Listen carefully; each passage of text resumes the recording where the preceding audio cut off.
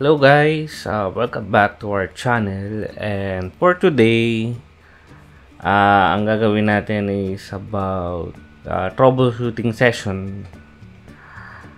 So ang ating troubleshoot ngayon is itong problema ng ating isang customer about LCD na I2C. So ang problema niya,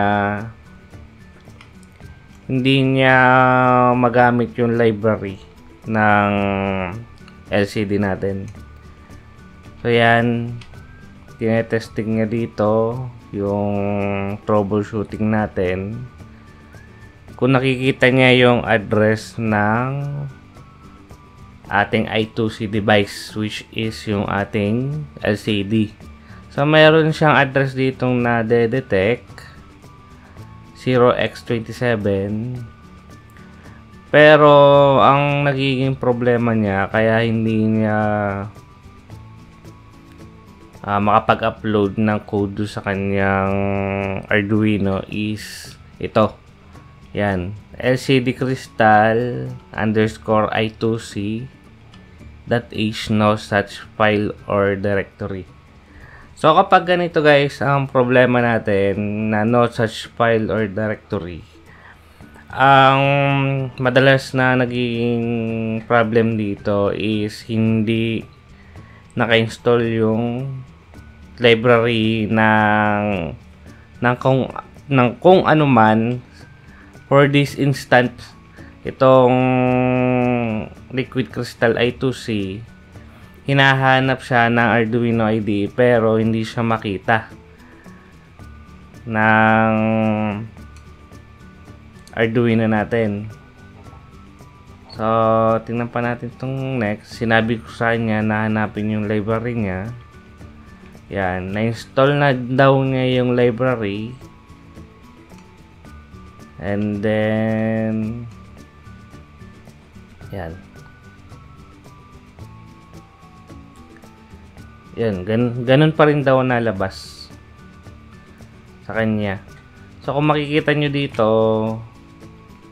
naka-install na yung kanyang liquid crystal I2C. Ito yan. Pero sa palagay ko hindi ito nabuksan via example. Yan. Pero tetest natin siya mamaya kung nagana ba talaga siya. Okay. Itong next.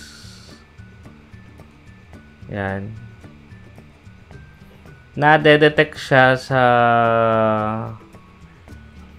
examples, pero pag binuksan mo kasi dito sa examples, dapat kapag pinindot mo tong hello world, dapat yung file name ng file ng Arduino IDE na sketch is yung hello world. Pero ito copy paste lang to eh. Okay, and then nag-offer na tayo ng gagawa natin ng tutorial para mas palinaw. Okay guys. So simulan natin ito sa isang bagong sketch sa ating Arduino IDE. So ang ginawa natin, hanapin natin yung liquid crystal I2C.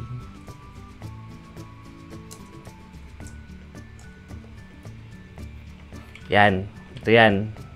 So naka-install sa akin to, and then tingnan natin kung makikita natin sa examples. So ano natin ng files, examples, liquid crystal I2C, then click natin yung hello world. Ito.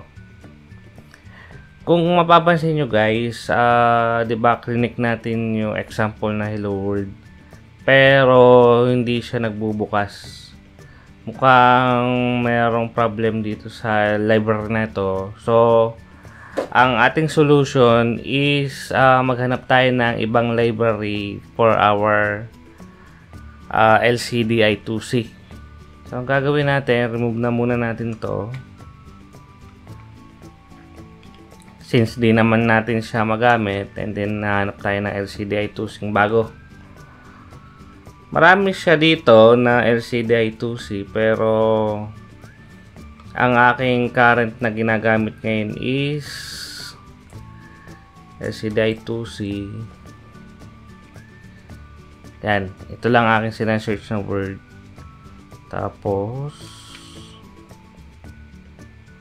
hanapin natin yun.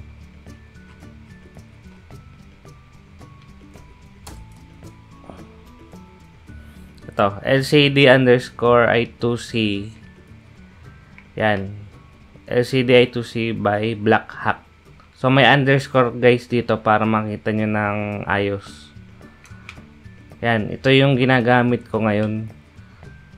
So I suggest na mag-switch muna kayo ng libraries kapag hindi ayos yung library na current yung ginagamit. So halimbawa ito, meron ako ditong examples. So buksan natin tong Hello World. Kung mapapansin nyo guys, kapag inopen nyo yung sa examples, dapat yung kanyang file name ma-open din dito. Hindi siya copy-paste, but nasa examples na siya ng library na yun. Okay? So ito, medyo simple rin naman siyang gamitin katulad ng mga LCD I2C natin, pero try natin na i-upload ito sa ating board.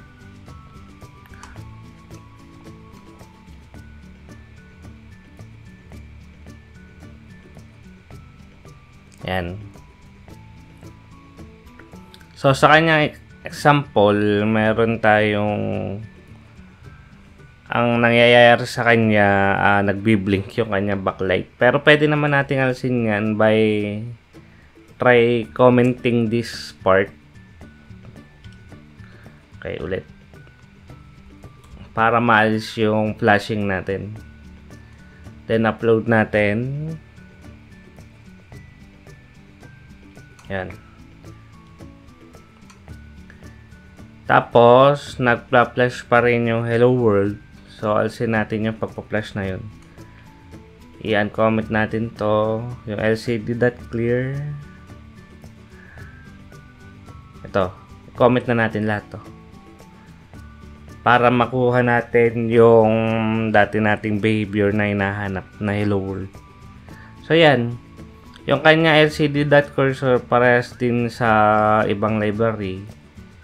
Yung Hello World natin, yan pa rin. Pero ang kanyang naka-sharp include ay ito lang. So kung mapapansin nyo, wala na yung sharp include wire.